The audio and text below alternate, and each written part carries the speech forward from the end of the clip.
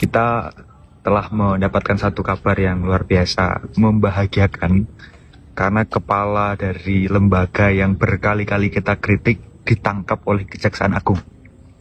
Kepala Badan Gizi Nasional, yang akhirnya kalau kepalanya saja sudah maling berarti bukan Badan Gizi tapi Badan Garong Nasional.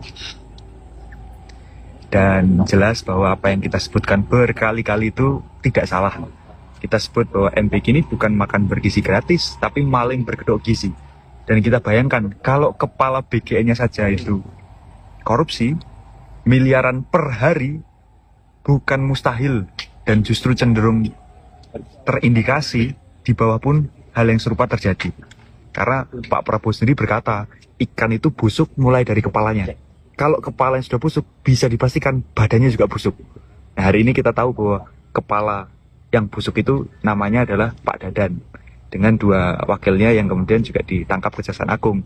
Yang kebetulan kalau sama Pak Sony, salah satu wakil kepala BGN yang ditangkap itu, saya punya pengalaman khusus. Beliau itu sempat mengatai saya monyet ketika saya mengkritik MBG. Dan terima kasih Pak Sony, dan selamat untuk memproses nasibnya yang baru. Semoga tidak kedinginan kalau di ruang-ruang tahanan nanti. Saya ingin memotret kejadian ini dalam kerangka apresiasi yang pertama. Karena apa yang kita kritik akhirnya dibuka oleh aparat penegak hukum yang dalam hal ini adalah Kejaksaan Agung. Bagi saya, peristiwa ini secara objektif tetap harus kita apresiasi. Karena ini adalah langkah yang positif untuk penegakan hukum kita, politik. Apalagi sejak dalam kepemimpinannya Pak Prabowo dan Mas Gibran, yang sejak awal saja memang memperlakukan hukum sebagai alat untuk politik.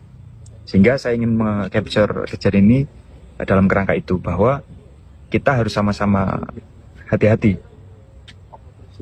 Kalau setelah Pak Dadan ditangkap tidak ada perbaikan sistem di dalam menjamin akuntabilitas daripada penggunaan anggaran di MBG, maka yang terjadi sebenarnya bukan penegakan hukum, tetapi penumbalan, pengambing hitaman, supaya medan konflik itu berpindah.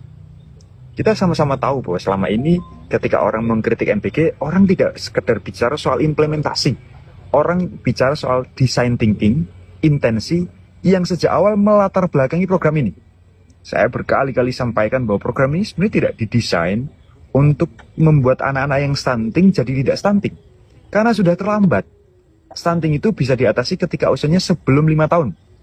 Kalau orang sudah SD, SMP, SMA, usianya jauh daripada 5 tahun, kalau memang dia kuntet,